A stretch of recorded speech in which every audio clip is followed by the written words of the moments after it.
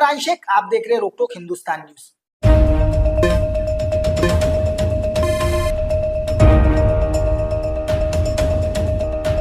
महासभा आत्ता स्थापन झाली, आत्ता निवडणुका झालेल्या आहेत, बघूया काय होतं।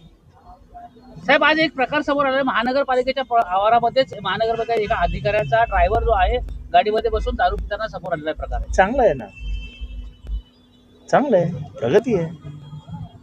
ठाणे महानगरपालिकेच्या या आवाराला ओपन बार म्हणून घोषित करावं, महापालिकेच्या हातात आहे ते। थोडी सुरक्षा असताना, निगराणी असताना देखील म्हणजे तुम्हाला पोलीस प्रोटेक्शन मध्ये दारू पिता येईल ना, सुधारणा आहे। सर, उपमहापौरांनी मागणी केलेली आहे की मुंबई MMRDA सारख्या ठाण्यामध्ये देखील TMRD याची स्थापना करावी, जेणेकरून ठाण्यामध्ये जे काही विकास आराखडा ज्यामध्ये भ्रष्टाचार होतो, क्लस्टरचे जे काही विविध समस्या ते तिकडे सोडण्यात यावे। सत्तेत ते दोघं आहेत ना, सत्तेच्या बाहेर नाहीत ना। घ्या तुम्ही बसून निर्णय, उगाच एक बोलायचं त्याची प्रसिद्धी घ्यायची, मग दुसरं बोलायचं मग त्याची प्रसिद्धी घ्यायची। तुम्ही एक आहात ना, सत्तेत एकत्र बसलात ना, मग घ्या ना एकत्र निर्णय। गेल्या काही दिवसापासून गणेश नाईक असेल एकांचा वाद समोर आलेला आहे, ज्या पद्धतीने खासदार देखील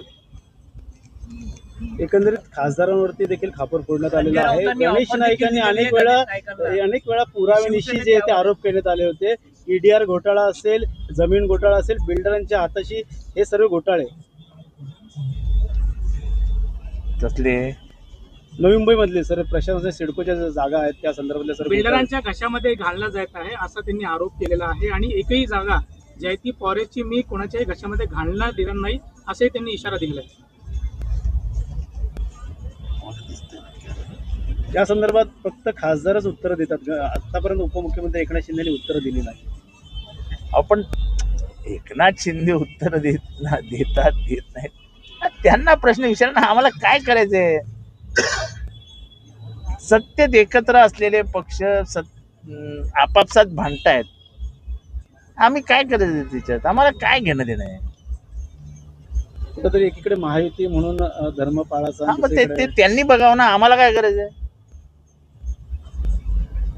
जास्तीत जास्त काय एखादी कुस्ती झाली तर कुस्ती बघायला जाऊ, पण राजकारणाची जी पातळी ती खालवली का असं तुम्हाला वाटतंय का? ते तुम्ही बघा ना, तुम्ही पत्रकार आहात, तुम्हाला काय वाटतं ते तुम्ही सांगा बरं, तुम्हाला काय वाटतं सांगा। प्रश्न विचारता ना, सांगा तुम्हाला काय वाटतं। बोलायची ते हिंमत नसते तुमच्यात, उगाच काहीतरी प्रश्न विचारत बसायचं। चला जाऊ द्या, असून त्यांचं पण विचार करत जाऊ द्या, चला जाऊ द्या, चला शिवसेनेत यावा।